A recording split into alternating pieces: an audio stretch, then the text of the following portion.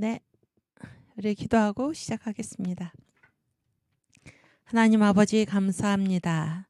이제 이번 청교도 신학원 제2기 교회사 강의 마지막 시간을 시작합니다. 주님 이 시간에 저희들의 심령을 뜨겁게 하여 주시고 성령께서 친히 이 자리에 임재하여 주셔서 우리를 향하여 외치시는 주님의 말씀을 우리가 분별하여 알게 하여 주시며 우리의 생을 다 바쳐서 우리 주 하나님을 위하여 저 새 예루살렘을 향하여 살아가는 저희가 될 수 있도록 인도하여 주시옵소서. 감사합니다. 예수님의 이름으로 기도하옵나이다. 아멘.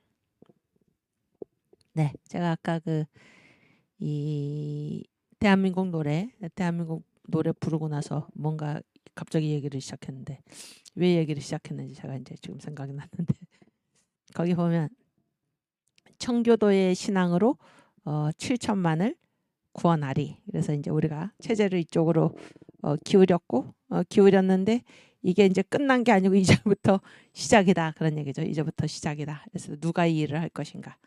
청교도의 신앙으로 7천만을 구원하리. 그래서 그 얘기를 지금 대선 때까지의 우리의 목표는 무엇이었습니까? 정광훈 목사님을 중심으로 해서 이 정광훈 목사님이 어떤 분이신가라는 것을 우리가 생각할 때 많은 것을 얘기할 수가 있지만은 일단 그분이 이 광화문 운동 10월 혁명을 일으킨 그 모든 그분의 정체성, 그분의 사람은 어떤 지위에 있으면 그 지위에 맡겨진 역할을 하도록 되어 있습니다. 그때 그분에게 맡겨진 지위는 뭔가 하면은 한국교회 대표입니다. 한국교회 대표. 한국기독교 총연합회는 모든 한국교회의 대표입니다. 아시겠죠? 그랬을 때 이 한기총 한국교회 대표의 임무가 무엇인가? 그 정관에 대한민국과 한국교회를 공산주의로부터 지켜낸다. 이것이 한기총의 정관에 있는 그 기구의 목적이고 대표회장 마땅히 그 일을 해야 하는 것입니다. 그래서 이제 우리 정광 목사님께서 7가지 제목 때문에 이 문재인이 간첩의 일을 하고 있다. 그래서 이 문재인 하야를 지금 요구하면서 청와대 앞에 광야교회에서 청와대 앞에서 천막을 치고 문재인 하야를 목사님께서 주장하고 계시고 그가 행하고 있는 이 간첩행위, 나라를 해체시키는 이 행위를 목사님께서 그 성명서를 발표하시면서 그때 많은 사람들이 이 정광 목사님, 한국교회 대표 한기총 대표회장의 이 외침을 듣고 많은 믿는 사람들이든지 믿지 않는 사람들이든지 국민들이 깨어나서 거기에 지금 응답을 해서 지금까지 온 것입니다. 그래서 이 광화문 운동의 결과 이 망해가던 이 나라, 저 북한 체제로 가던 이 나라를 완전히 지금 판을 바꿔 놓은 것이 이 광화문 운동의 공로인 것입니다. 그런데 지금 대선이 끝났습니다. 대선이 끝났고 이제 모든 게 다시 이제부터 시작이다라는 것인데 그래서 이 지금 체제를 일단 판을 이쪽으로 다시 전환시켜 놓았고 이제부터 우리가 싸워야 할 텐데 그래서 이제 지금 한 시대에 이제 그 체제를 전환시키는 이러한 마디를 우리가 지었잖아요. 마디를 지었고 그랬을 때 앞으로의 우리의 사명은 무엇인가라고 했을 때 이것이 바로 자유통일이라는 것입니다. 자유통일. 왜 전 목사님이 이 자유통일이라는 이 주제를 제시하셨나? 자유통일을 우리식으로 말하면 예수한국 복음 통일인 것입니다. 예수한국 복음 통일. 그래서 이 모든 문제, 특별히 이 지금 우리나라 이 대한민국 사회를 완전히 그 어떤 갈등의 구렁텅이로 몰아넣는 이 모든 것에는 지금 뭐 어떤 문제가 있습니까? 바로 이 주사파가 있는 것입니다. 주사파. 그래서 이 주사파 이 모든 문제를 일으키는 그 출발점이 어디인가? 지금 저 북한의 김정은 정권이라는 것입니다. 김정은 정권. 그래서 이 모든 문제의 이 출발점, 그 근원을 타격해야 한다라는 것입니다. 그것이 바로 자유통일인데 이 자유통일이 이거를 영적으로 보면 이게 바로 예수한국 복음 통일이고, 예수한국 복음 통일에 의해서 하나님을 대적하는 저 우상 숭배죠. 우상 숭배. 하나님 자리에 가 있는 저 김정은을 반드시 우리가 시베리아로 쫓아내든지 하나님께서 우리의 순종을 보시고 하나님께서 그를 하나님의 방식으로 처리하실 줄 믿습니다. 북한의 노동당 정권을 해체시키고 북한의 이 공산당 정권에서 지금 죽어가고 신음하고 있는 우리의 북한의 2,500만 동포들을 이 복음의 품으로 우리가 구출해내고, 그런 얘기잖아요. 구출해내고. 그래서 이 새로운 시대, 새롭게 제시된 이 자유통일, 예수한국 복음 통일, 이 주제가 왜 나왔나 하는 것을 제가 이제 아까 말씀을 드리려고 했던 것입니다. 그리고 이제 또 하나는 이거를 누가 할 건가죠? 이거를 누가 할 건가 그랬을 때 청교도의 신앙으로 7천만을 구원하리. 그래서 이거를 저 국민의 힘당에, 저 사람들은 아무 의식도 없고 역사도 모르고 뭐가 뭔지도 모르고 지금 끌려가고 있는 이런 형편 아닙니까? 깨어있는 예수 믿는 사람들, 여러분과 제가 정광 목사님을 중심으로 해서 우리가 예수의 몸에 이 영적인 조직으로 똘똘 뭉쳐서, 조직이라는 거는 뭐예요? 각각 그 처한 그 자리가 다 다르다 그런 거죠. 자리가. 그래서 각자가 처한 자리에서 한 몸이 되어서 반드시 우리에게 주어진 이 사명을 감당할 수 있기를 바랍니다. 그게 바로 우리 이 청교도의 신앙이죠. 청교도의 신앙. 오케이. 그래서 이제 청교도의 신앙, 여기에서 그 지난 시간에 제가 여러분께 잠깐 정리해 드렸던 그 평신도 설교학교 그 주제 있잖아요. 그 위에 파워포인트. 그렇지. 이게 더 좋을 것 같아. 저기 그 앞에 거. 여기 보시면은 평신도 설교학교를 우리가 6월 7일에 작년이죠. 작년 6월 7일에 시작을 해가지고 지금 1년이 지난 이 시점에 오늘 지난주 목요일이 이번 주는 아직 목요일이 안 왔으니까 지난주 목요일이 23일인데 6월 23일 현재 총 44회를 했고 그중에 이제 6회는 전 목사님의 강의가 없었고 다른 분들이 대신 강의를 하셨고 38번에 걸쳐서 전 목사님께서 현장에 이제 나와서 직접 강의를 하시든지 아니면 예전에 이렇게 설교하신, 예전에 강의하신 그 동영상을 그 시간에 이렇게 재생을 했든지 이제 그렇게 해서 38번이 진행이 되었는데 첫째 주에서 넷째 주까지 4회에 걸쳐서 오리엔테이션을 했는데 제가 이제 이 오리엔테이션에 어떤 말씀을 하셨나라는 거를 여러분께 지금 말씀드리기 위해서 이 얘기를 하는 것입니다. 그래서 아까 누가 예수한국 복음 통일을 누가 이루어야 되나? 누가 이루어야 됩니까? 우리가 청교도의 신앙으로. 그때 이제 이 전 목사님이 이제 이 청교도라는 거는 이제 물론 그 영국에서 신앙의 자유를 찾아서 미국으로 갔던 그 사람들이 바로 청교도죠. 그리고 지금 우리가 함께 공부하고 있는 이 학교의 이름이 무엇입니까? 청교도 신학원이죠. 청교도 신학원. 그리고 청교도 신학원과 지금 이 평신도 설교학교가 한 몸 아닙니까?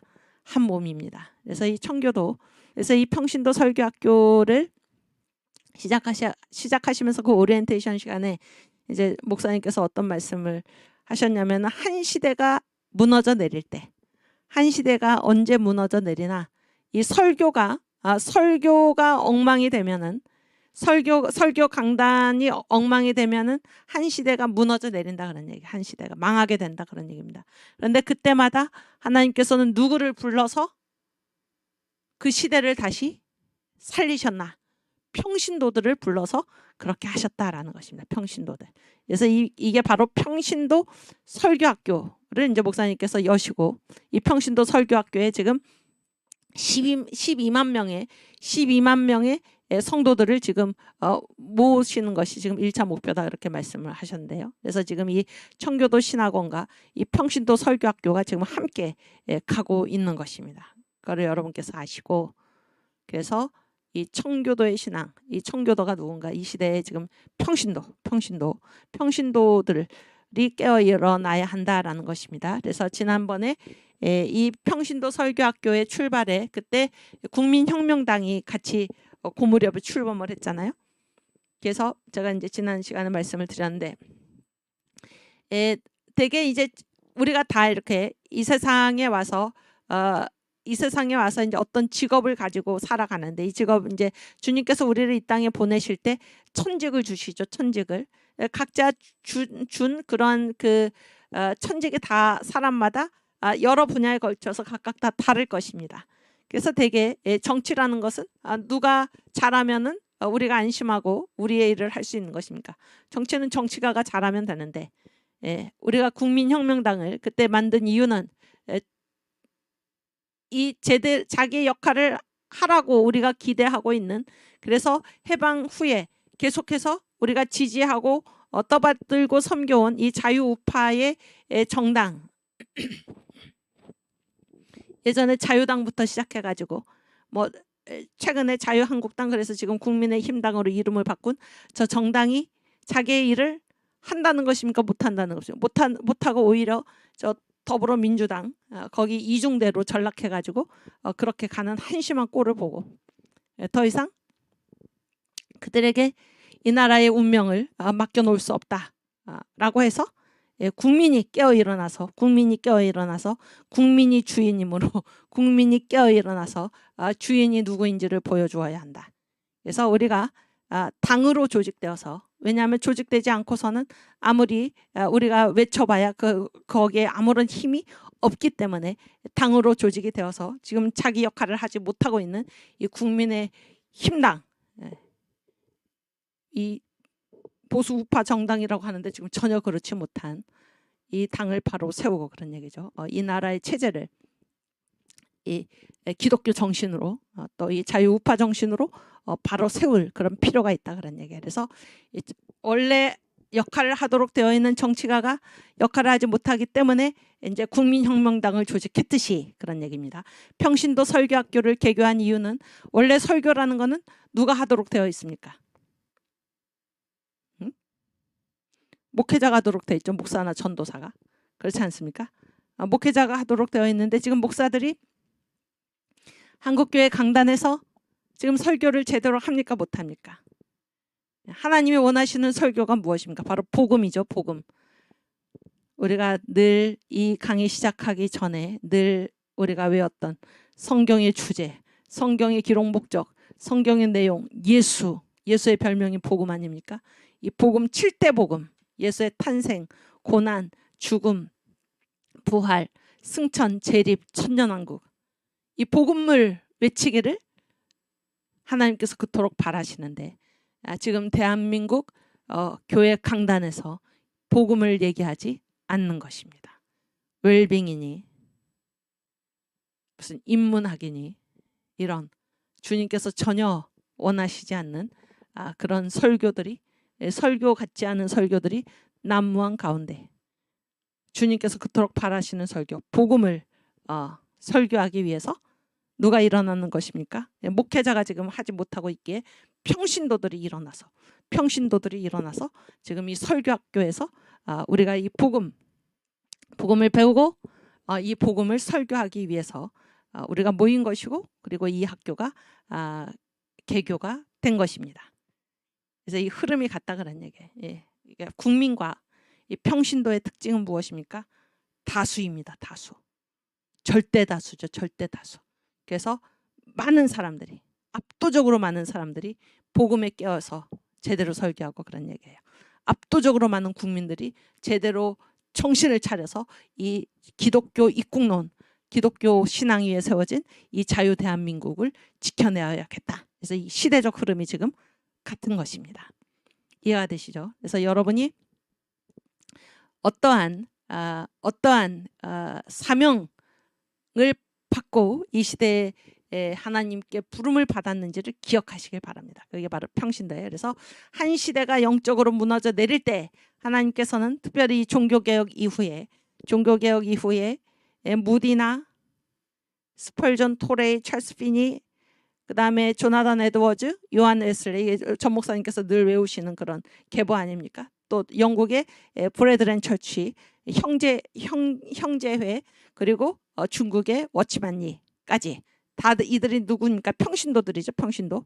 물론 그 중에 목회자도 있었지만은 이런 평신도 복음주의자들을 주님께서 세우셔서 한 시대를 새롭게 하셨다라는 것입니다. 그래서 지금 이 시대에 대한민국에서 누구를 주님께서 다시 부르십니까? 평신도들을. 목회자들이 지금 제 할 일을 감당하지 못하고 있기 때문에 평신도를 지금 불러서 하나님이 이 나라를 새롭게 하시고 대한민국뿐만이 아니라 정광훈 목사님을 통해서 열린 이 성경, 이거는 무슨 주장이 아니고 사실이잖아요. 우리가 이제까지 이 설교를 보면 알 수가 있죠. 그래서 원래 하나님께서 바라시는 복음에 대해서 성경이 무엇을 말하고자 하는가? 바로 복음, 예수 그리스도를 말씀하고자 한다. 이것이 지금까지 계속해서 우리가 전 목사님의 설교를 통해서 강의를 통해서 우리가 듣고 온 바가 아닙니까? 그래서 하나님께서 가장 바라시는 복음의 선포를 위해서 지금 우리가 이 학교에 모여서 훈련을 받는 것입니다. 그래서 어떠한 시대적 사명, 어떤 시대적 부름을 따라서 우리가 이곳에 모였는지를 여러분이 기억하시고, 그래서 하나님이 이제 한 시대가 무너져 내릴 때 종교개혁 이후에 이런 평신도 설교자들을 주께서 세우셔서 그 시대를 다시 일으키셨다 하는 것을 우리가 기억하면서 이제 그 다음에 하나님께서 세울 누구를 찾고 계시나 그 누구가 되어야 한다는 것입니까? 바로 저와 여러분 각자가 되어야 한다라는 것입니다. 이것이 이 평신도 설교학교의 정신인 것입니다. 이해가 되시죠? 예. 그래서 그리고 그 다음에 그런 거를 이제 오리엔테이션에 했고, 거기 그 파워포인트 띄워주세요. 제가 지금 이 얘기를 이렇게 드리는 이유는 이제 그 시험을 앞두고 이 평신도 설교학교에서도 지금 이제 시험 문제가 나오기로 돼 있는데 전 목사님께서는 너무 바쁘실 뿐만이 아니라 이런 기회를 이제 갖지 않으시기 때문에 우리 청교도 신학원 교수 중에서 가장 나이가 어린 제가 이거를 이제 한번 정리를 해드리는 것입니다. 여러분에게 도움이 이제 되셨으면 하는 마음에서. 그래서 오리엔테이션 후에 가장 첫 번째 주제가 무엇입니까? 7대 명절이잖아요. 7대 명절을 5번에 걸쳐서 하시고, 다니엘서도 사실상 7대 명절에 이어지는 것은 이 7대 명절 5개의 강의가 어디에서 끝났냐면 오순절에서 끝났습니다. 오순절. 아시겠죠? 그래서 7대 명절 중에 오순절이 뭐예요? 오순절 다음에 무엇입니까? 그 다음에 절기가 뭔가요? 금시초문이 7대 명절이 뭐예요? 맨 처음에 뭐예요? 무슨 절기예요? 7대 명절이 6월절. 그렇지? 6월절.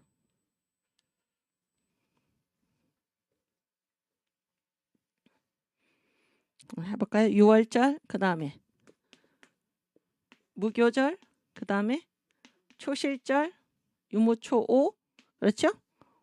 오순절, 그 다음에 나속장이지. 나팔절, 그 다음에 속죄절, 그 다음이 장막절이잖아요.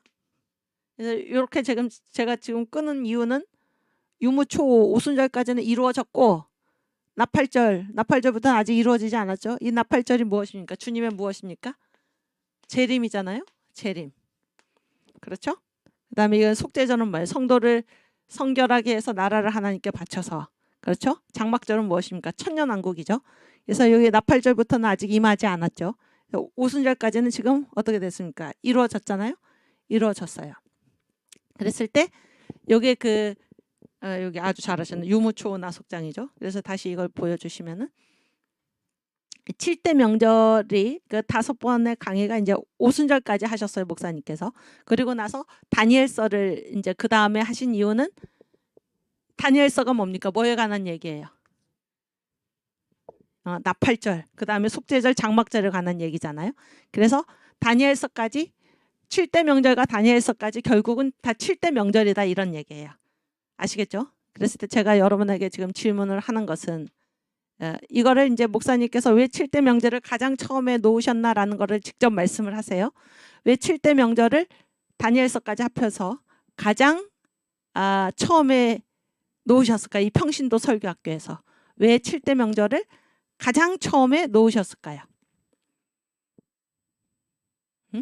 아까 평신도 설교학교는 그러니까 한 시대가 무너져 내릴 때 하나님은 누구를 세워서 쓰십니까? 종교개혁 이후에 평신도 설교자들을 들어서 쓰시는 거예요. 그런데 이제 평신도 설교자들이 우리가 무슨 설교를 합니까? 설교는 누가 하는 거예요? 목사들이 하는 것이지. 그런 얘기잖아요. 그런데 평신도 설교자를 세울 뿐만이 아니라 하나님께서 그들에게 뭐를 뭐를 맡기십니까? 메시지를 맡기시는데 이 메시지가 뭐예요? 바로 복음이라는 것입니다. 복음. 아시겠죠? 그래서 이 복음을 전파하는 복음을 강단에서 설교하는 평신도 설교자들 때문에 한 시대 무너져 내린 한 시대가 다시 일어났다 그런 얘기예요. 그래서 여기에 평신도 설교학교에 모인 여러분들도 강단에서 무엇을 선포해야 되나요? 복음을 선포해야 되는데 복음은 누구의 별명입니까? 예수님의 별명이죠. 복음은 몇 가지로 얘기해야 되나요? 복음은 막연한 게 아니에요. 막연한 게 아니고 복음은 몇 가지로 얘기합니까? 7가지로 얘기를 하는데 이 복음의 7가지가 한 사건 안에 완벽하게 들어가 있는 그 주제가 바로 무엇입니까? 그게 뭐예요? 그렇지. 그게 바로 7대 명절이에요. 그래서 이 평신도 설교학교를 가장 처음에 그 주제를 7대 명절을 정한 이유가 바로 거기에 있습니다. 이해가 되시죠? 이해가 되시죠? 오케이. 그래서 다시 한번 정리를 하면 한 시대가 무너져 내릴 때 하나님은 종교개혁 이후에 특히 누구를 세워서 그 시대를 일으키시나? 평신도 설교자들을 세워서. 그런데 그들에게 뭐를 맡기심으로써? 복음을 맡기심으로써 복음을 설교하게 하심으로써. 아시겠죠? 그런데 이 복음이 신구약 성경에서 한 사건 안에 가장 완벽하게 이 복음의 7대 단추가 들어가 있는 그 사건이 한 주제가 무엇인가? 그게 바로 7대 명절이다 하는 것입니다. 여기까지 이해가 되시죠? 그래서 7대 명절을 가장 앞에 다룬 것이고 여기에 다니엘서는 나팔절 이후에 그러한 그 역할을 한 거예요. 그래서 7대 명절하고 하나로 보면 된다 그런 얘기입니다. 이해가 되시죠? 그래서 그걸 가장 먼저 했고 그 다음에 이제 이 성경을 알자. 성경을 알자. 그래서 이 7대 명절에서 특별히 오늘 제 그 설명을 조금 잘 들으시면은 여러분께서 이 평신도 설교학교 부분에 관한 시험을 준비하시는데 많은 도움이 되리라 이렇게 생각을 합니다. 이제 7대 명절의 가장 처음이 무엇이죠? 가장 처음이 무엇입니까? 유월절이지. 6월절은 그러니까 7대 명절은 그 세 가지 차원에서 설명이 되죠. 첫 번째는 뭡니까? 이거 누구에게 주신 명절입니까? 구약 백성인 유대인에게 주신 하나님의 축복이고, 그렇죠? 그 다음에 두 번째는 무엇입니까? 두 번째는 예수 그리스도께서 이 땅에서 이루시는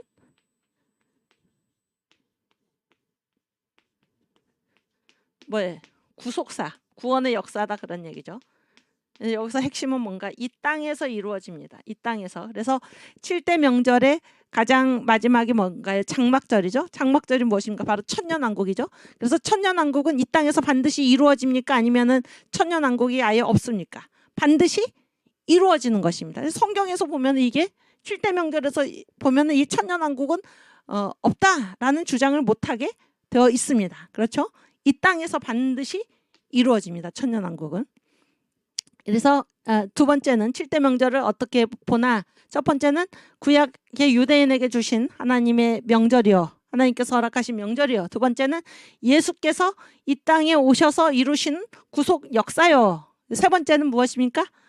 세 번째는 신약의 신약 성도, 우리죠. 바로 우리들의 심령, 우리들의 심령에 이루어지는 이 구원 사건입니다. 구원 사건. 아시겠죠? 이게 이제 7대 명절을 설명하는 세 가지 축입니다. 이해가 되시죠? 그래서 이제 가장 첫 번째 명절이 무엇입니까? 유월절인데, 유월절은 무엇입니까? 유월절은 우리의 심령에 뭐가 이루어집니까? 유월절을 통해서. 유월절은 뭐예요? 예수께서 이 땅에 오셔서, 이게 유월절 어린 양이잖아요. 유월절 어린 양이 어떻게 됐습니까? 어디서 죽으셨어요? 그렇지. 십자가에서 죽으셨잖아요. 그러니까 유월절은 예수 그리스도의 십자가 죽음을 얘기하고, 우리로서는 뭐예요? 예수의 십자가 죽음을 통해서 우리에게는 어떤 사건이 이루어지나요? 어떤 복음 사건이 이루어집니까? 구원이 이루어지는데 이 십자가는 피와 살로 되어 있어요. 피와 살. 그러니까 제가 지난주에 강의에 이 얘기가 나왔기 때문에 지금 여러분에게 말씀을 드리는 것인데, 지난주에 우리가 거기 어디 가서 보였었죠? 성령의 나타남 집회를. 응? 며칠 전 얘기인데 벌써 잊어버렸어. 그렇죠, 맞아요. 감사합니다. 홍천 비발디 파크에서 우리가 모였었는데, 거기에 이제 그 성자의 법 말씀을 하시면서 이 유월절 어린 양의 피가 잠재운다 그런 거예요. 뭐를 잠재우나? 세 가지를 잠재우는데, 첫 번째는 뭐를 잠재웁니까? 하나님의 공의를 잠재워야. 그래서 하나님의 공의는 우리의 죄를 하나님이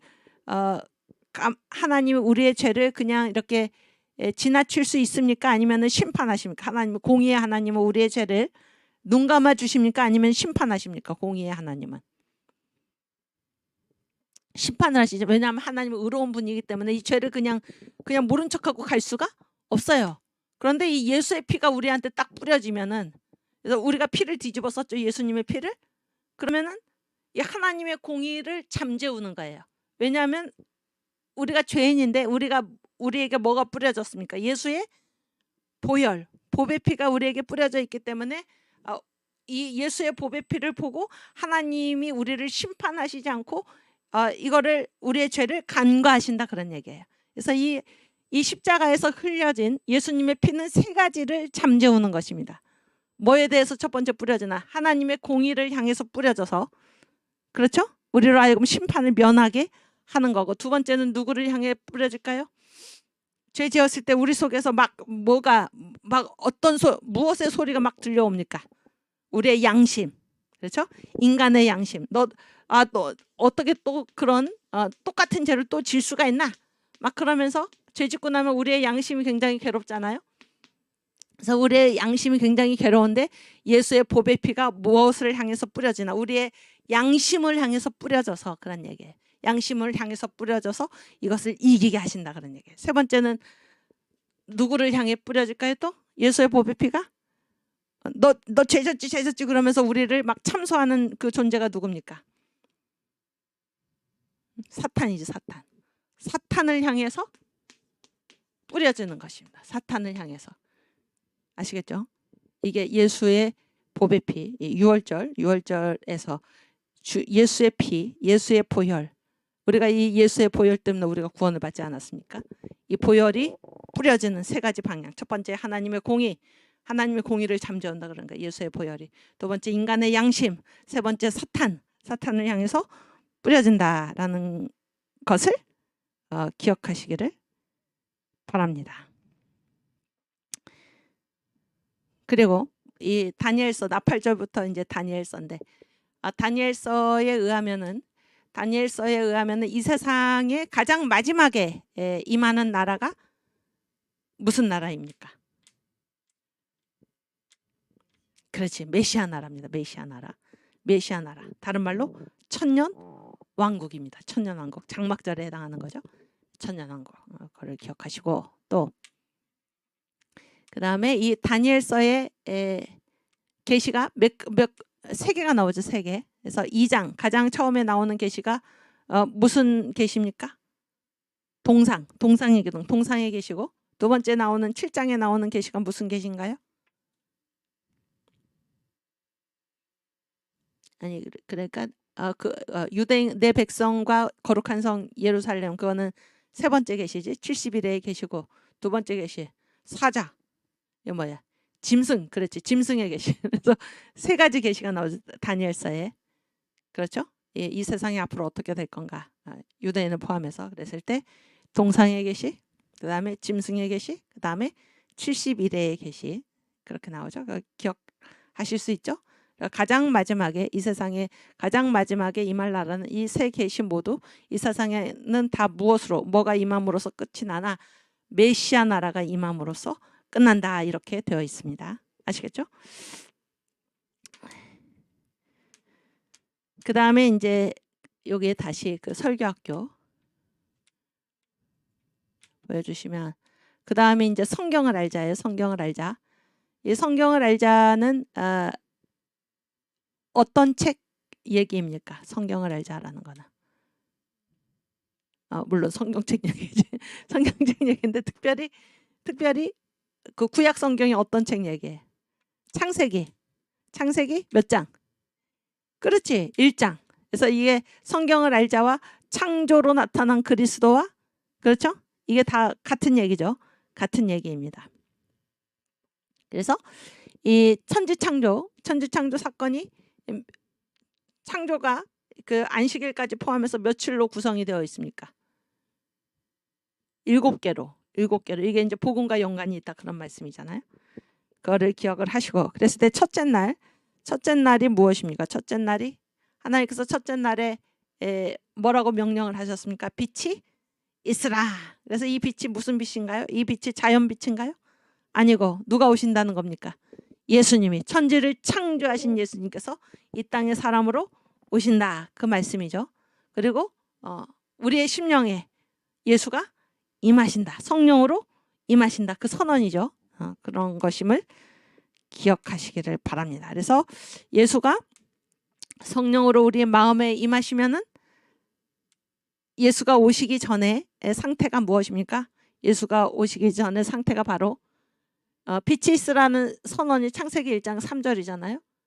예수가 오시기 전에 상태가 무엇입니까? 땅이 뭐예요? 혼돈하고 공허하며 흑암이 깊음 위에 있다. 그래서 혼돈, 공허, 흑암 이것이 예수가 그 심령에 임하시기 전에 사람의 마음 상태입니다. 빛 대신 예수, 빛이신 예수가 우리의 심령 안에 우리 안에 들어오시면은 이 혼돈과 공허와 흑암이 물러가는 것입니다. 여기에서 노연하는 것이다. 라는 이것이 바로 창세기 첫째 날입니다. 아시겠죠? 그리고 이제 그 다음에 주제가 뭔가 하면은 새 예루살렘과 바벨론 성인데 제가 지금 말씀드리는 이유는 다 거기에 말씀드리는 내용은 다 거기 그 평신도 설교학교 목사님께서 강의하신 거기에 다 나오는 내용입니다. 나오는 내용을 제가 이제 여러분께 도움이 되라고 요약해서 이제 말씀을 드리는 것인데 조금씩 새 예루살렘과 바벨론 성은 무슨 얘기인가요? 거기에 이제 4가지 주제가 있습니다. 4가지 주제. 그래서 첫 번째는 무엇인가 하면은 축도의 능력입니다. 축도의 능력. 그래서 이거는 노아 얘기죠. 노아 얘기. 그래서 축복. 그러니까 하나님께서 인간을 창조하시고 가장 처음 행하신 일이 바로 복을 주시는 거잖아요. 창세기 1장 28절에. 근데 이 축복을 이제 노아가 세 아들을 축복을 하죠. 그래서 축복의 축복이 사람한테로 넘어갔다 그러니까 사람이 지금 축복을 한 거다 그런 건데 그 축도가 이제 능력이 있었다 그런 얘기예요. 그 얘기를 이게 새 예루살렘과 바벨론 성의 첫 번째 주제이고 두 번째 주제는 무엇인가 하면은 바벨과 살렘인데, 특별히 이제 이 바벨론 성은 장차 망할 성이고, 그렇죠? 살렘 성은 뭐예요? 새 예루살렘이잖아요. 새 예루살렘. 근데 이 둘의 차이는 어디에 있냐면 그 언어에 있다 그러니까 언어. 그래서 오순절이 임하니까 인간의 이 저주받은 바벨탑 쌓을 때 인간의 언어가 저주를 받지 않았습니까? 그런데 이 오순절 성령 강림에서 이 언어가 회복이 된 것입니다. 오순절의 언어로 이제 이런 내용을 다루고 있고, 세 번째는 무엇인가? 세 번째는 그 신부학교. 그래서 이 역사는 이제 이 바벨과 살렘이 이제 새끼줄이 몇 개를 가지고 꼬는 것입니까? 저도 새끼를 꼬아본 적은 없지만 되게 새끼줄은 두 가닥을 가지고 이렇게 서로 꼬는 거잖아요. 그래서 이제 이 바벨과 살렘이 서로 꼬이면서 이제 이 역사의 끝까지 간다 그런 얘기예요. 그래서 이 바벨론 성은 무너질 성이고 귀신의 처소이고 장차 망할 성인데, 계시록 18장까지 가서 결국은 망하였도다 큰 성 바벨론이요, 망하고 마는 것입니다. 이게 믿음의 족보와 관계없는 그런 가인의 계보에 속한, 사탄의 계보에 속한 이 바벨론 성은 이게 새끼줄이 꼬이듯이 계속해서 꼬이면서 가지만 결국 망해 없어지고 그런 얘기. 이 새 예루살렘 성은 어디로부터 임합니까? 하늘로부터 임한다 그런 얘기예요. 21장. 그래서 이게 영원 무궁의 세계까지 이제 간다 그런 건데, 그래서 이 세상 역사는 이 바벨과 살렘이 끊임없이 마치 새끼를 꼬듯이 끊임없이 꼬여가지고 가지만은 이 세상의 역사는 결국에 이 새 예루살렘 성을 향해 가는 신부학교이다 그런 얘기예요. 왜냐하면 이 새 예루살렘의 별명이라고 그래야 되나? 새 예루살렘이 누구의 신부입니까? 어린 양의 신부죠. 어린 양의 신부. 그래서 어린 양의 신부 새 예루살렘이 하늘로부터 내려오는 것을 사도 요한이 본 것이잖아요. 그래서 어린 양의 신부. 그래서 이 세상에 우리가 살아가는 이 역사는 다 우리를 이 새 예루살렘 어린 양의 신부로 가다듬어가는 신부 학교다. 근데 제가 이번에 이렇게 이게 이제 몇 주 차고 다음 거 한번 여기 있네. 25주. 그런데 여기 24주하고 25주를 제가 그 너아라 TV 거기에서 이렇게 찾아보니까 내용이 같아요. 둘이 내용이 같은데, 그 평신도 설교학교에 새 예루살렘과 바벨론 성이라는 이 4주짜리 강의가 올라가 있습니다. 올라가 있는데 거기에는 그러니까 너아라 TV에는 이게 2번 올라가 있는데, 이 바벨과 살렘이. 그런데 이제 평신도 설교학교 거기에 강의에 보시면은 세 번째가 바로 신부학교입니다. 그거는 거기 너아라 TV에는 올라와 있지 않으니까 여러분께서 평신도 설교학교 거기에서 이제 그 새 예루살렘과 바벨론 성 그 세 번째 시간을 이제 찾아서 들으시면 됩니다. 이해가 되시죠? 그다음에 마지막 주제가 무엇인가? 시온의 대로입니다. 시온의 대로. 그래서 이 시온이 뭔가? 새 예루살렘이죠. 새 예루살렘으로 나아가는 그 길입니다. 그래서 시온의 대로가 활짝 열려라 그런 축복 기도를 이제 하시곤 하는데, 이 시온의 대로, 그래서 이 4가지 주제가 바로 새 예루살렘과 바벨론 성이라는 이 주제에 이 4가지 작은 주제들이 있는 것입니다. 이해가 되시죠? 여기까지. 그다음에 이제 다시 여기 파워포인트 올려주시면, 그 다음에 무엇입니까? 했고 메시아의 기자회견 그랬죠. 메시아의 기자회견. 이게 뭔가? 이게 뭔가 하면은 이제 메시아의 기자회견은 뭐예요? 창조주 하나님께서 사람으로 오신 분이 예수신데, 예수께서 공생애를 시작을 하시면서 나는 이 일을 위해서 왔다. 이렇게 이제 예수님이 선포하신 것이잖아요. 그랬을 때 여기에서 이제 뭐를 선포하셨나? 바로 복음을 선포하셨는데 그 내용이 몇 가지인가? 4가지죠. 그래서 가난한 자에게 복음을, 그 다음에 뭐예요? 포로된 자에게 자유를, 그 다음에 눌린 자에게 뭐죠? 누가복음 4장 18절 말씀 같이 찾아 읽겠습니다. 그렇지. 네, 함께 읽겠습니다. 주의 성령이 내게 임하셨으니 이는 가난한 자에게 복음을 전하게 하시려고 내게 기름을 부으시고, 그러니까 첫 번째는 가난한 자에게 복음을 전하시러 오셨다 그런 얘기예요. 나를 보내사 포로된 자에게 자유를 주고, 두 번째입니다. 포로된 자에게 자유를, 그 다음에 눈먼 자, 이게 다 영적인 얘기죠. 눈먼 자는 다시 보게 하고, 그리고 눌린 자를 자유케 한다. 이 4가지를 지금 말씀을 하신 것입니다. 그랬을 때, 그러니까 예수님이 왜 오셨나, 이 4가지를 하신다 그런 얘기잖아요. 그러면은 예수를 만나기 전에 사람의 상태, 이거를 자연인의 상태라고 그러죠. 자연인의 상태.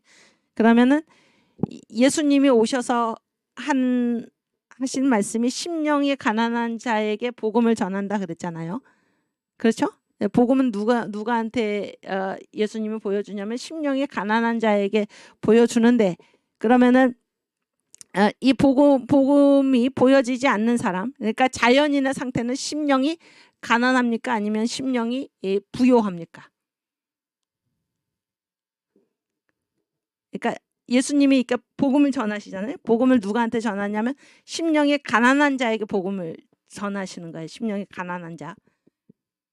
이거는 복음을 받을 자격이 있는 자죠. 심령이 가난한 자는. 그런데 이 복음을 받을 자격이 있는 게 아니라 그냥 자연인, 예수를 알지 못하는 자연인은 심령이 가난합니까? 아니면 심령이 부자입니까?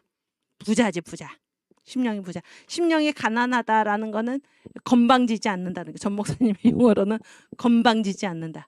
건방지지 않고 예수를 갈급해서 나는 예수가 꼭 필요합니다. 예수가 아니면은 살 수가 없습니다. 주여 나를 구원해 주십시오. 이렇게 예수께 부르짖는 자, 이거를 심령이 가난한 자인데, 예수를 알지 못하는 자연인 상태로는 사람들이 심령이 부요해서 마치 라오디게아의 교인들과 같이, 라오디게아 교회의 성도들과 같이 자기가 가난한데도 부자인 줄 알고, 그런 얘기죠. 자기가 눈이 멀었는데도 눈이 밝은 줄 알고, 이런 사람들을 얘기를 하는 것입니다. 그래서 자연인은 심령이 부요하고 교만하다 그런 얘기예요. 교만하다. 그런데 예수께서 자기를 필요로 하는 자, 부르짖는 자에게 복음을 선포하시기 위해서 오셨다 그런 얘기고, 두 번째는 무엇입니까?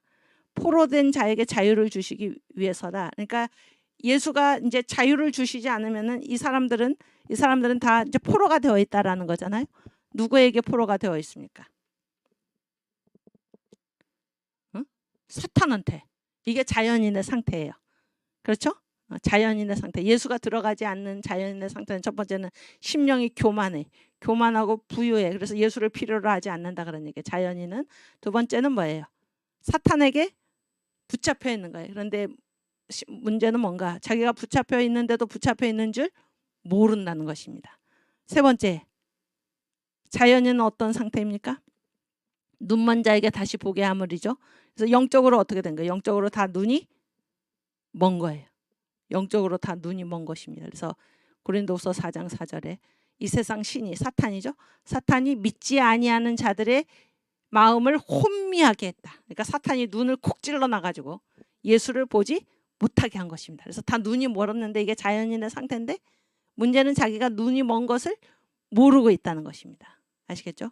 영적으로 눈이 멀었고, 네 번째는 무엇입니까? 영적으로 사탄에 의해서 어떻게 되어 있습니까? 눌려 있는 것입니다. 눌려 있는 거예요. 눌려 있는 이것이 바로 자연인의 상태이다 하는 것입니다. 아시겠죠? 그랬을 때 이 메시아의 기자회견, 여기에서 이제 말씀하시는 것은, 그래서 이제 이게 다 어떤 문제에 지금 처해 있지 않습니까? 문제에 처해 있을 때 이 문제를 해결하는 모든 해답은 다 누구입니까? 그래서 우리가 하나님께 어떤 기도를 할 때 하나님 나 부자 되게 해주세요. 뭐 돈 주세요. 그렇죠?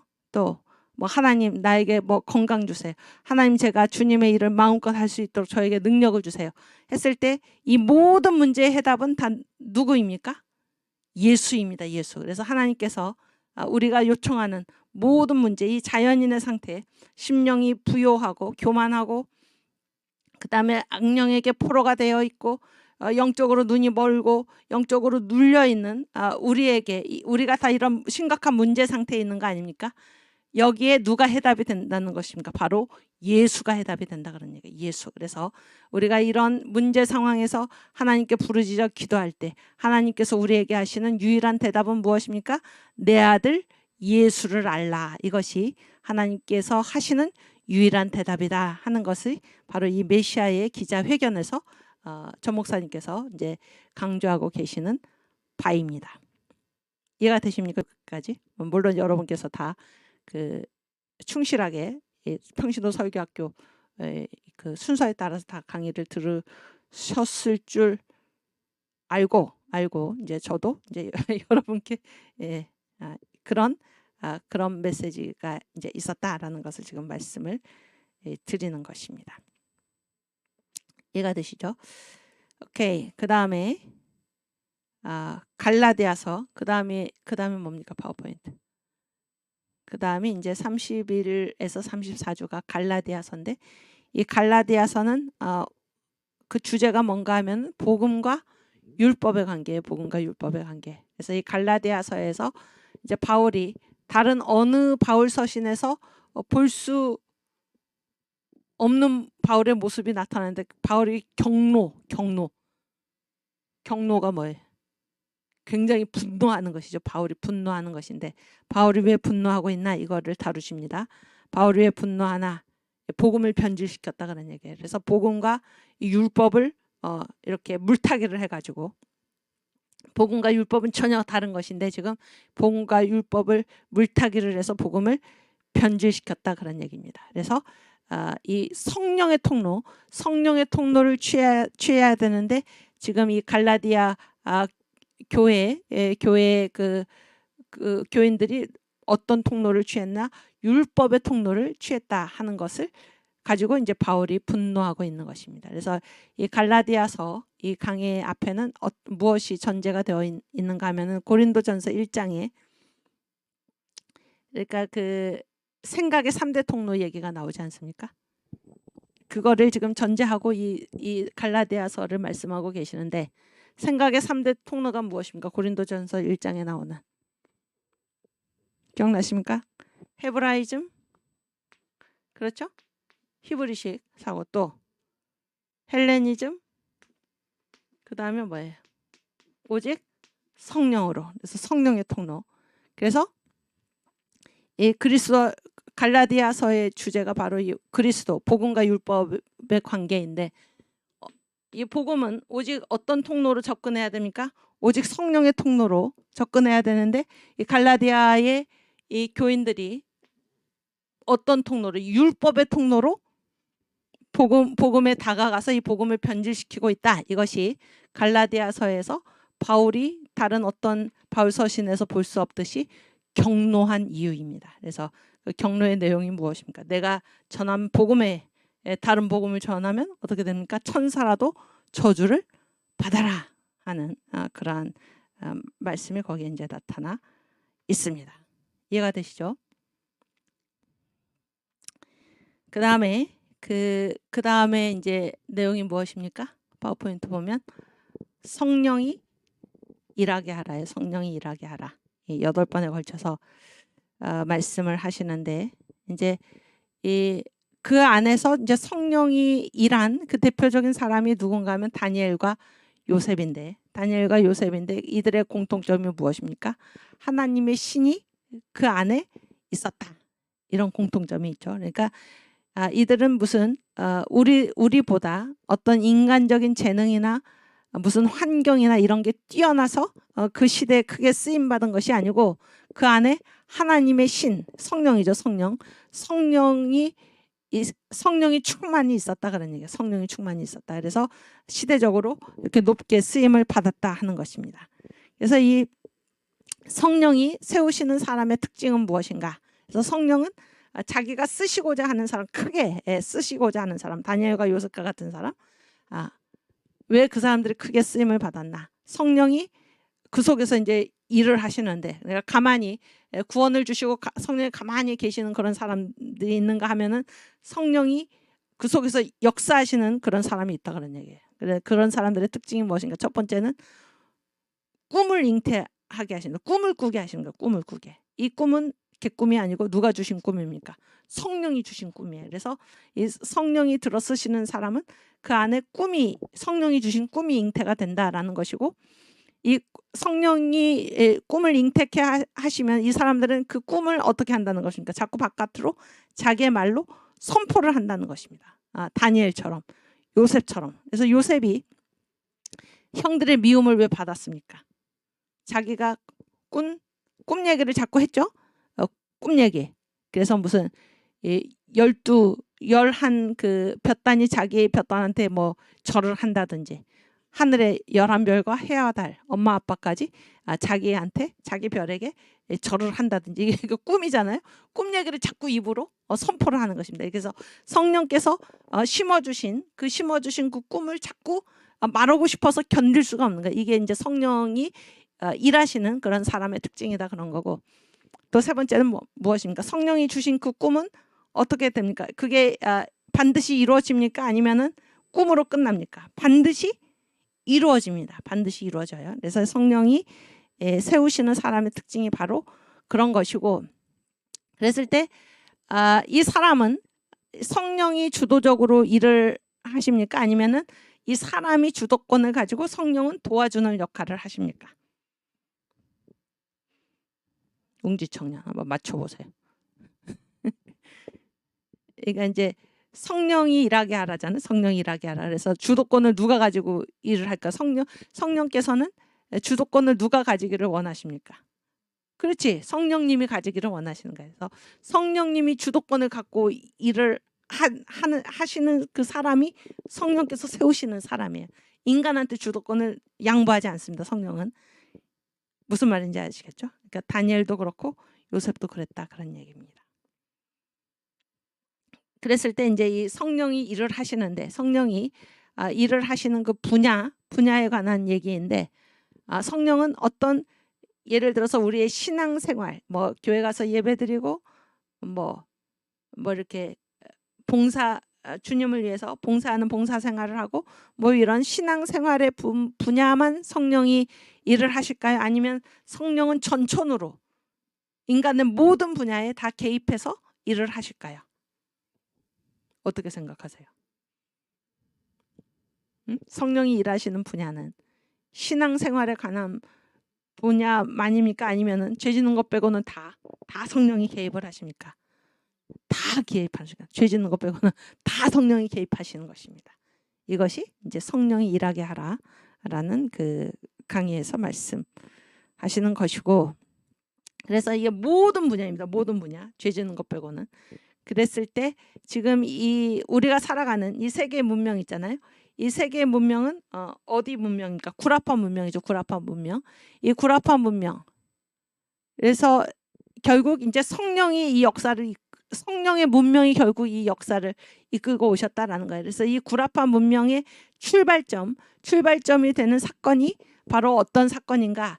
오순절 성령 강림 사건입니다. 오순절 성령 강림 사건. 그래서 이 성령 세례를 받은 자들이 지금 세계 전체로, 특별히 유럽으로 이제 복음이 이렇게 쭉 흘러갔잖아요. 그랬을 때 이 구라파 문명의, 이 세계를 지금 주도하고 있는 이 유럽 문명의 출발점이 어디인가? 바로 성령 강림 사건이라는 거. 오순절 성령 강림 사건. 무슨 얘기인지 아시겠죠? 그러니까 성령이 일하시는 범위, 성령이 일하시는 범위가 인간의 모든 분야, 죄 짓는 것 빼고는 다 성령이 직접 개입을 하시고, 이것이 역사적으로도 이 문명을 누가 주도하고 계신가? 성령께서 주도하고 계신다 하는 것입니다. 그래서 이 유럽 문명, 구라파 문명의 출발점이 어디인가? 바로 오순절 성령 강림 사건이다 그런 말씀입니다. 오케이. 그 다음에 마지막으로 내 안에 그리스도가 살게 하라. 이것이 이제 마지막 지금 현재로서는 마지막 주제인데 내 안에 그리스도가 살게 하라. 그랬을 때 성경은 우리 안에 세 가지가 산다. 그러니까 우리 안에 세 가지가 거할 수 있다 이렇게 얘기를 합니다. 첫 번째는 뭐예요? 내 안에 누가 살게 하라는 것입니까? 그리스도. 그러니까 그리스도가 그 안에 거하시는 사람이 있고 그런 얘기예요. 또 누가 거합니까? 우리 안에? 아주 어이구 잘하네. 나가 거할 수 있고 또 우리 안에 뭐가 거할 수 있습니까? 그렇지. 죄. 마귀죠, 마귀. 죄를 인격한 게 마귀잖아요. 요 세 가지가 우리 안에 사는데 우리는 우리 안에 누가 살게 해야 된다는 것입니까? 그리스도가 사는 사람이 있고 내가 사는 사람이 있고 죄가 그 안에 거하는 사람이 있는데 우리 안에는 누가 살게 해야 된다는 것입니까? 그리스도가 살게 해야 한다. 이것이 지금 내 안에 그리스도가 살게 하라. 지금 2번까지 이게 전체가 몇 번까지 있나요? 그건 제가 잊어버렸는데 다 5번까지 있는데 지금 2번까지의 내용에 지금 이런 내용이 나와 있습니다. 아시겠죠? 그래서 제가 이제 여러분께 이렇게 지금 잠깐 시간을 내서 정리해 드린 이 부분이 여러분이 시험 준비하시는데 도움이 될 수 있기를 바랍니다. 오케이.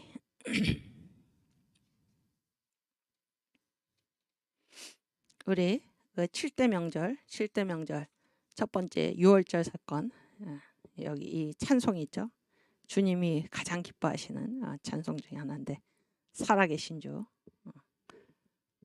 하나님의 아들이 나를 위해서 이 땅에 오셨다라는 것입니다. 우리에게 구원이 임한 이 사건 살아계신 주를 한번 부르겠습니다.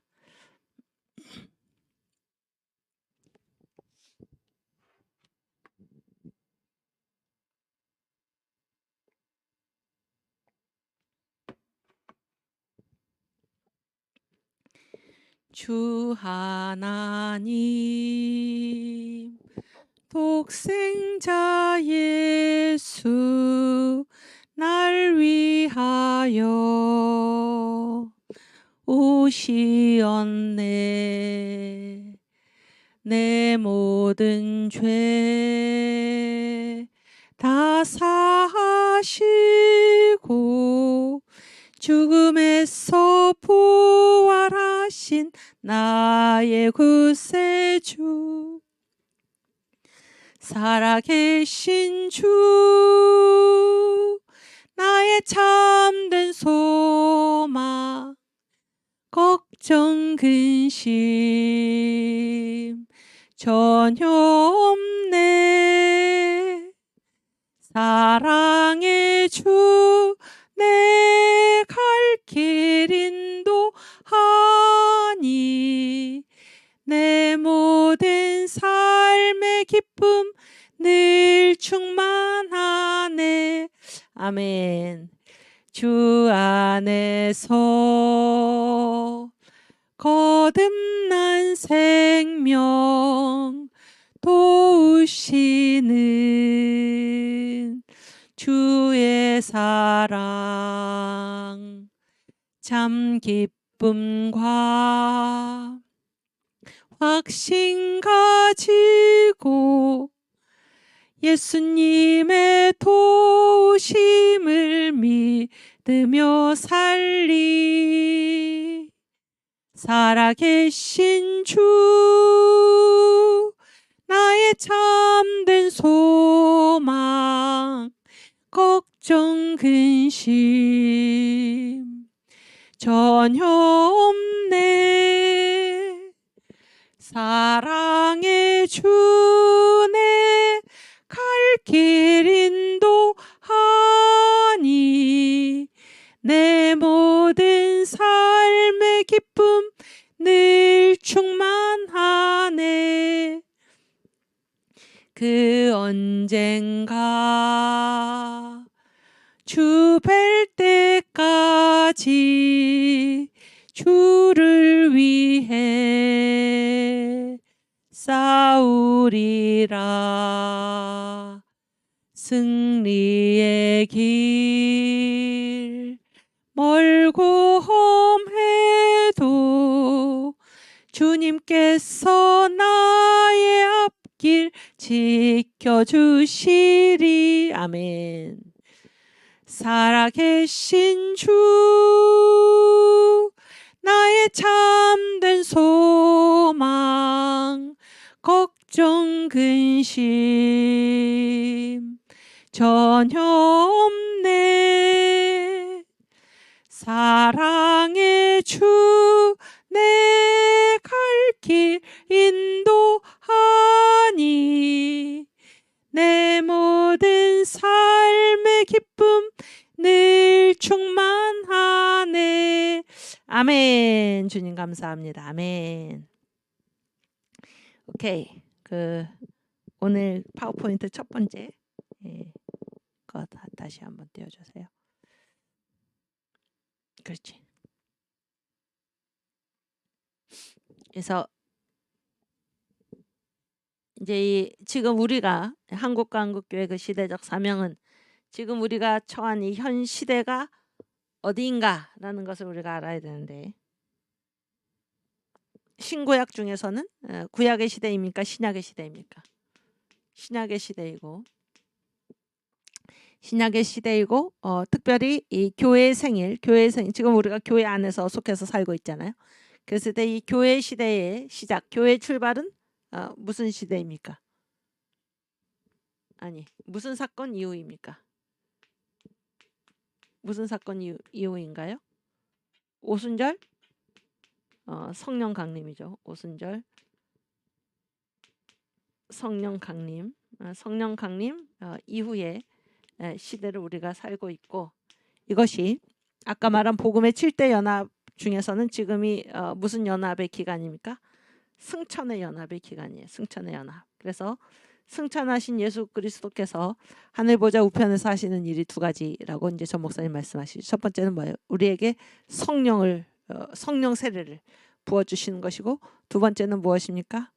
하늘 보좌 우편에서 우리들 한 사람의 이름을 부르시면서 우리를 위해서 중보하고 계시는 것입니다. 중보하고 계시는 이 시대를 우리가 살고 있고, 이 교회의 시대는 유대인의 때와 이방인의 때 중에서 어느 때입니까? 어느 때인가요? 이방인의 때죠. 이방인의 때고, 그래서 이제 이 오순절 성령 강림 이후에 이 교회 시대가 이제 시작이 되었는데, 이게 바로 교회 역사잖아요. 교회사. 그래서 초대교회는 큰 바다를 중심으로 했을 때 어떤 환지중의 시대죠. 환지중의 시대. 중세교회 역시 환지중의 시대입니다. 중심지는 다르지만. 그리고 종교개혁 시대는 무슨 시대라고 그랬습니까? 환대서양 시대. 그 다음에 현대교회, 지금 우리 한국과 한국교회가 처해 있는 이 시대가 무슨 시대입니까? 환태평양 시대, 미국과 한국 사이. 그래서 지금 현재 우리 한국교회가 처해져 있는 이 시대는 환태평양 시대이다. 그래서 지금 우리가 어느 시대를 살아가고 있는가라는 것을 전체 역사 구도에서 아시기를 바랍니다. 이해가 되시죠? 여기까지는 특별히 이제 이 교회사에서 우리가 어느 시점에 지금 살고 있는가라는 것이고, 하나님의 전체 역사 구도에서는 지금 이 이방인의 때 이제 우리가 살고 있다라는 것입니다. 살고 있고, 그래서 이제 이 역사라는 거는 우리가 이 역사와 신앙에서 역사를 주관하시는 분, 역사의 주권자, 역사를 다스리시는 분이 누구라고 배웠습니까? 역사의 주인이 누군가요? 역사의 주인이 인간인가요? 하나님이죠. 역사의 주인은 하나님이시다. 그래서 역사가 우리가 어떤 역사에서 어떤 사건을 겪으면서 살아가잖아요. 그런데 이 사건, 우리는 왜 이런 일을 우리가 겪는지를 알지 못하는데 이 의미가 반드시 누구에게서 밝혀지게 되어 있습니까? 역사의 의미가 누구신가요? 바로 예수님이십니다. 예수님. 그래서 역사의 의미이신 예수 그리스도 이런 거를 우리가 배웠지 않습니까? 이해가 되시죠? 그래서 그 다음 파워포인트 하나님의 구원 역사 구도 이거 다 이제 했던 얘기인데 이거를 잠깐 보면은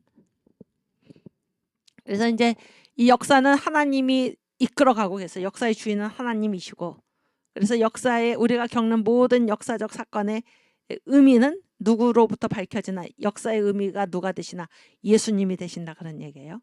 그런 걸 알고 그랬을 때 하나님이 이제 이 역사를 이끌어가는 거를 하나님의 경륜이라고 그러는데 경륜으로서 역사다라고 하는데 하나님이 어떠한 계획에 따라서 이 역사를 이끌어가고 계신가 설계도가 미리 있었다 그런 얘기예요. 설계도가 우리가 살고 있는 이 세상을 창조하기 전에 설계도가 있었습니까? 아니면은 창조하고 나서 이 설계도를 주님께서 그때 때마다 하나님께서 만들어 가시는 것입니까? 창세 전에 설계도가 있었다 그런 얘기예요. 창세 전에. 그래서 하나님은 이 설계도에 따라서 이 역사를 지금 이끌고 계시다 하는 것입니다. 그렇죠? 그다음에 두 번째는 역사의 목표가 어디인가? 역사의 목표가 어디입니까? 새 예루살렘을 향해서. 그래서 하나님이 인간은 우리 사람을 창조하셔서 이 세상에 내보내실 때 우리 어머니의 배를 통해서 우리를 이 세상에 내보내실 때 그때부터 이미 어디로 우리를 부르셨습니까? 새 예루살렘으로 우리를 부르신 것입니다. 그래서 우리가 이 세상의 종착지 우리가 왜 태어났나? 새 예루살렘 때문에 태어났다라는 것이에요. 그래서 우리의 눈을 항상 이 새 예루살렘을 향하여 고정하지 않고 우리의 눈을 우리가 가야 할 새 예루살렘에서 우리의 눈을 떼는 순간에 우리의 신앙은 부패하게 되어 있다라는 것입니다. 그래서 저와 여러분이 다 하나님께서 우리를 처음부터 부르신 그 새 예루살렘에 우리의 눈을 고정하고 새 예루살렘을 향하여 하나님께서 가장 기뻐하시는 새 예루살렘의 숫자를 채우는 이 일을 우리의 본업으로 삼고 그렇게 살아가는 지혜로운 자들이 다 될 수 있기를 바랍니다. 아시겠죠? 그랬을 때 하나님이 이제 이 새 예루살렘을 향하여 우리를 부르시고 그래서 우리를 이제 훈련을 시키시는 것입니다. 각 시대마다 복음학교 교장을 세우셔서 거기에 우리가 속하게 하셔서 이 새 예루살렘의 어린 양의 신부로서 우리를 훈련하시는 거잖아요. 그렇죠? 그래서 이 새 예루살렘 학교에 가서 우리가 배우는 그 교과의 내용이 무엇입니까? 바로 복음, 예수님과 7대 연합을 하는 것입니다. 7대 연합. 탄생의 연합, 고난의 연합, 죽음의 연합, 부활의 연합, 승천의 연합, 재림의 연합, 천년 왕국의 연합. 다른 말로 우리는 예수를 어떻게 믿는가? 이 7가지 복음, 7대 복음으로 예수를 믿는 것입니다. 예수를 믿는 것. 그래서 이런 복음의 7대 연합을 거친 자가 바로 이 새 예루살렘의 주인공이 되는 것이고 최후 승리자가 되는 것입니다. 이해가 되시죠? 그래서 이 역사에서 하나님께서는 때마다 이 복음학교 교장을 세우시는 것입니다. 그래서 가장 먼저 세운 교장이 누군가? 아담. 그래서 아담을 통해서 다 그 안에서 누구랑 연합하도록 훈련하시는 것입니까? 예수와 복음의 7대 연합을 하도록 주님께서 우리를 훈련하시는 것입니다. 이것이 다 이제 각 시대마다 세워진 학교인데 처음에 아담을 부르시고 그 다음에 누구를 부르셨습니까? 노아를 부르시고 그 다음에 누구를 부르셨나요? 아브라함을 부르시고 그 다음에 이삭을 부르시고 그 다음에 야곱을 세우시고 그 다음에 모세를 세우시고 그 다음에 사사들을 세우시고 그 다음에 선지자들을 세우시고 여기까지가 어디입니까? 여기까지가 어디? 구약이죠. 구약. 그래서 마침내 누구를 보내셨습니까? 예수, 하나님 자신, 하나님의 본체, 예수, 창조주 하나님이 사람으로 오셨고 그리고 예수의 12제자를 통해서 복음학교를 진행하시고 그 다음에 이 사도시대가 끝난 후에 천주교회를 통해서 하나님께서 복음학교를 전개를 하셨고 이 천주교가 부패하니까 다시 종교개혁, 특별히 3대 개신교회가 어디인가요? 독일의 루터교회, 그다음에 영국 성공회, 그다음에 그 화란 네덜란드의 개혁교회 이게 3대 개신교회를 세워서 복음학교를 운영을 하셨는데 이게 또 다 어떻게 됐습니까? 다 타락을 했죠. 복음을 잊어버린 것입니다. 그랬을 때 미국이라는 나라를 다시 세우시고 거기에 청교도들을 통해서 이 복음학교를 열어가시고 또 이 청교도 그 신앙이 지금 복음을 지금 잃어버리니까 이 복음의 쫓다가 지금 어디로 옮겨왔습니까? 대한민국으로. 대한민국에서도 특별히 어디입니까? 교회로. 교회 중에서도 특별히 누구입니까? 이 청교도 신학원에 이 복음을 깨닫게 된 복음의 7대 연합에 눈뜨게 된 여러분 그리고 저를 주님께서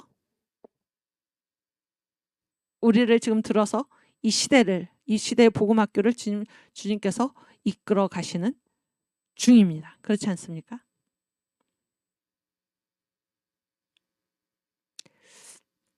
이것이 지금 우리 주님께서 이 역사를 창세로부터 이렇게 이루어 가시는 운영하시는 방식이다 그런 얘기예요.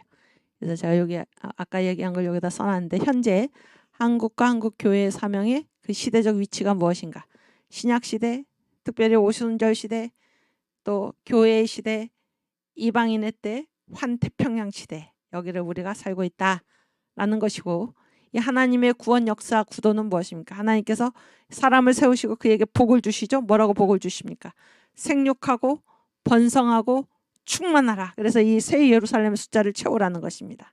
유대인의 수 얼마를 미리 정해놓으시고 이방인의 수 얼마를 미리 정해놓으셔서 하나님의 온통 관심은 어디에 있나? 이 새 예루살렘의 수를 채우는 그 일에 관심이 있고 그 수를 채우는 자에게 주님께서 복을 주시는데 그렇죠? 그래서 이들이 어떻게 그 새 예루살렘의 수를 채울 수 있습니까? 복음과의 연합을 통해서. 근데 이 복음과의 연합이 무너지면은 하나님은 다시 새로운 사람을 찾으시고 그에게 복음학교 교장을 맡기시고 복음을 맡기시는 것입니다. 이렇게 해서 이 역사가 지금까지 전개되어 왔다라는 사실을 우리가 생각할 수 있기를 바랍니다. 여기까지 다 되셨죠? 그래서 이제 제가 거기에 로마서 11장 25절 말씀을 써놓은 것은 지금은 유대인의 때가 아니어서 사도 바울이 그런 얘기를 한 거죠. 유대인이 더러는 완악하게 되었는데 언제까지 그렇게 됐나? 이방인의 충만한 수가 들어오기까지 유대인의 더러가 완악하게 되었다. 그런 말씀을 하고 있습니다. 그래서 지금은 이방인의 때이다. 그런 얘기입니다. 아시겠죠? 여기까지? 오케이. 그래서 다음 오늘 파워포인트 첫 장면 보여주시면. 그렇지. 그래서 이제 이게 하나님의 구원 역사 경영이에요. 그래서 역사의 종착지는 새 예루살렘이고 하나님은 각 시대마다 어떤 인물을 세우시고 복음을 맡기시고 그를 중심으로 해서 그 복음학교에서 우리가 어린 양의 신부로 새 예루살렘을 향하여 이게 복음과 7대 연합을 이루어서 새 예루살렘을 향하여 나아가고 새 예루살렘의 주인공이 되기를 원하신다. 그런 얘기이고 지금은 누구를 부르셨나? 평신도. 이 평신도 설교학교가 바로 그래서 세워진 것 아닙니까? 저와 여러분 7대 복음, 복음에 눈뜬 자들을 주님께서 지금 부르고 계시다라는 것입니다.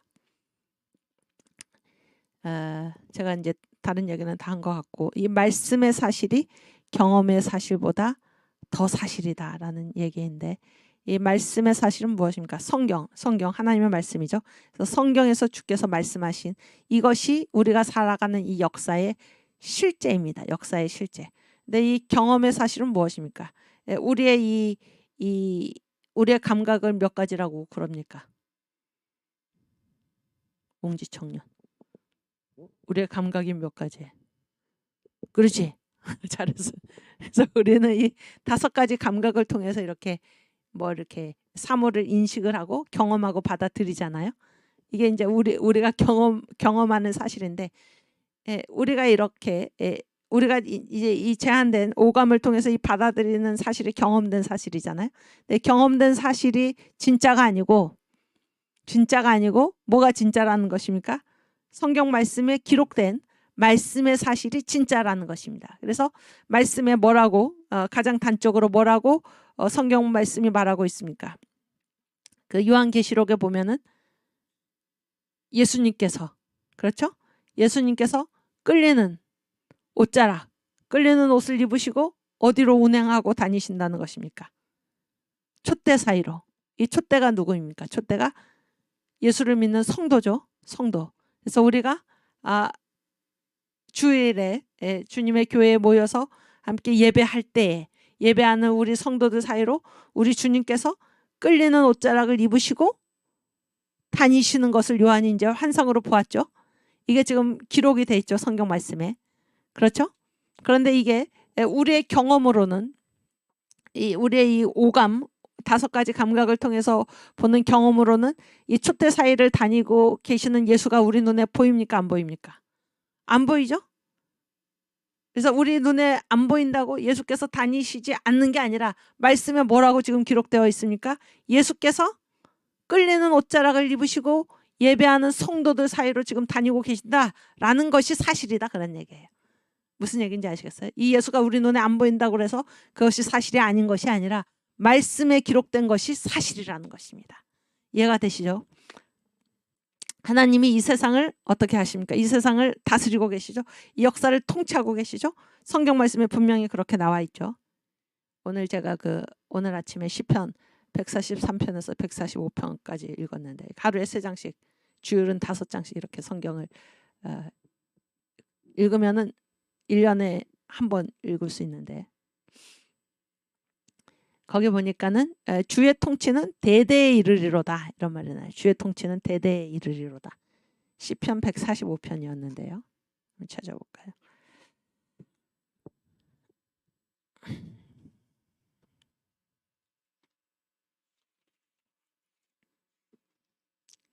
시편 145편 13절. 그렇지. 주의 나라는 영원한 나라이니 주의 통치는 대대에 이르리이다. 그래서 주님이 지금 영원한 나라, 주의 나라는 영원한 나라이고 주의 통치가 지금 대대에 이루어지고 있습니다. 있어요. 이게 말씀의 사실이죠. 그런데 하나님이 우리 눈에 보입니까? 안 보입니까?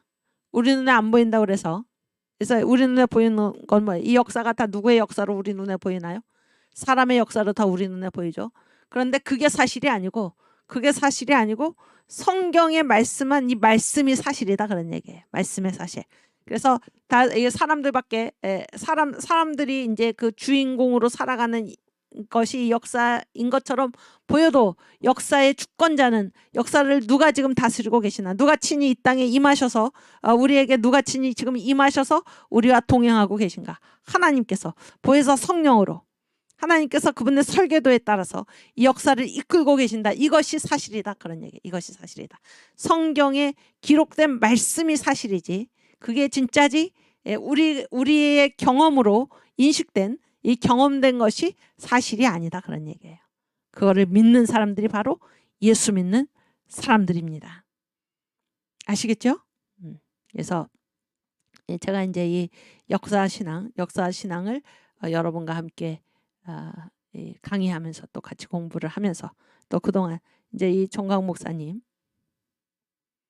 통해서 열어주신 이 성경 말씀을 통해서 제가 깨닫게 된 것 중에 하나가 무엇인가? 이 말이 굉장히 중요한 말씀인데 말씀의 사실이 우리가 경험하는 사실보다 더 진짜다라는 것입니다. 이 사실을 여러분 꼭 기억하시기를 바랍니다. 아시겠죠? 그래서 천사의 도움이 지금도 일어납니까? 일어나지 않습니까? 일어나죠. 일어납니다. 이것이 사실입니다. 이 말씀의 사실이 사실이에요. 그런데 이 천사가 우리 눈에 보입니까? 안 보입니까? 안 보이죠. 그래서 우리가 보이지 않는 것, 우리의 이성으로 이해가 되지 않는 것은 어떻게 하기 쉽습니까? 사람은 다 거절하기 쉽죠. 거부하기 쉽습니다. 그러나 말씀의 사실이 사실이다라는 사실을 여러분께서 꼭 기억할 수 있기를 바랍니다. 아시겠죠? 오케이. 오늘 종강인데 오늘 종강인데 이 정도로 이제 그동안 강의한 것을 우리가 정리를 하고 그래서 이제 특별히 지금 한 가지 생각이 나는 거는 이 역사에서 말씀의 사실이 사실이고, 그래서 실제로 이 다니엘을 사자굴에서 건져내신 분이 누구십니까? 하나님이시죠. 성경에 그렇게 기록됐잖아요. 그런데 어떻게 다니엘을 하나님께서 사자굴에서 건져 내셨으라. 그래서 성경에 기록된 사실을 자기의 이성으로 이해가 되지 않는다 그래서 믿지 못하는 것이 인간들 아닙니까? 그거는 신앙이 없는 거죠.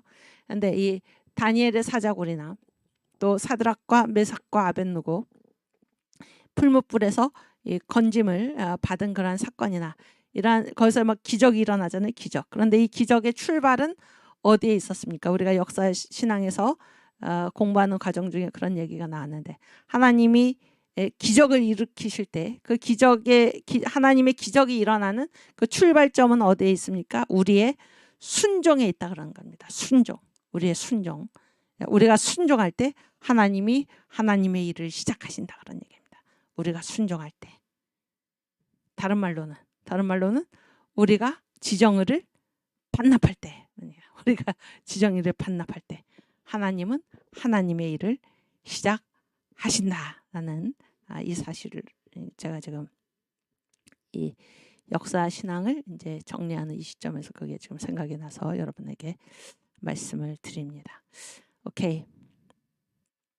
지난 작년 9월부터 이제 지금이 6월 말인데 6월 말까지 1년 동안 청교도 신학원 제2기에서 함께 저와 함께 공부 해오신 여러분들께 감사를 드리고 많은 수고를 하셨고 또 강의마다 열심히 참여해 주시고 또 기도해 주시고 이렇게 참석해 주셔서 감사합니다. 이 1년 동안 우리가 배운 우리가 함께 나눈 이 모든 것을 통해서 우리 주님께 크게 쓰임받는 그러한 주님의 자녀들로 주님의 귀한 사역자로 여러분이 쓰임 받으실 수 있기를 우리 주님의 이름으로 축원을 드립니다. 그래서 여러분과 저를 통해서 우리 정광 목사님을 중심으로 우리가 똘똘 뭉쳐서 하나님께서 전 목사님을 통해서 이 한국 교회에 맡겨주신 이 시대적 사명, 이것은 인류사적인 사명입니다. 인류사적인 사명. 복음의 촛대가 지금 한국 교회에 있고 이 인류를 구원할 이 복음의 생수 전 목사님을 통해서 우리에게 열어주신 이 성경을 이 복음을 세상 끝까지 전하는 그 일, 세계 기독청이 아주 중요하죠. 그 가운데서 이 일에 우리가 귀하게 쓰임 받을 수 있기를 바랍니다. 예수한국 복음 통일을 이루어서 우리가 주님께서 우리를 통해서 맡겨주신 이 선교 한국의 사명을 잘 감당하는 거기에 주인공이 되는 여러분과 제가 될 수 있기를 바라고, 그래서 우리 주님이 우리를 부르시는 새 예루살렘 최후의 승리를 거두는 그런 주인공들이 다 될 수 있기를 주님의 이름으로 축원합니다. 우리 귀한 청년 처음부터 끝까지 함께 해주신 우리 웅지 자매님께 감사를 드립니다. 오케이, 제가 기도하고 마치겠습니다. 기도하고 주기도문 하고 마치겠습니다. 주님 감사합니다. 주님께서 이 시대에 저희들에게 청교도 신학원을 허락하여 주시고 또 평신도 설교학교를 열어주시니 감사합니다.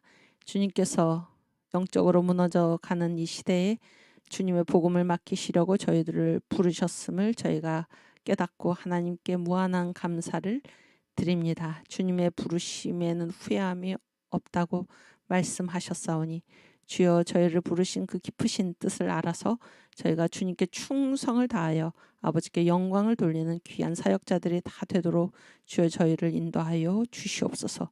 무엇보다 저희에게 성령 세례를 부어주셔서 성령의 권능으로 우리가 성령의 능력을 받아서 땅끝까지 이르러 주님의 복음의 증인이 되게 하여 주시고 우리의 눈이 주님께서 우리를 부르시는 새 예루살렘을 향해 고정되어 있어서 부패하지 않고 최후의 승리자가 다 될 수 있도록 주께서 저희들을 이끌어 주시옵소서. 이 시대에 맡겨주신 예수한국 복음통일 선교한국의 사명을 감당해 나가는 그 길에 주역이 되는 귀한 주의 자녀들이 다 되도록 주여 저희를 붙들어 주시옵소서.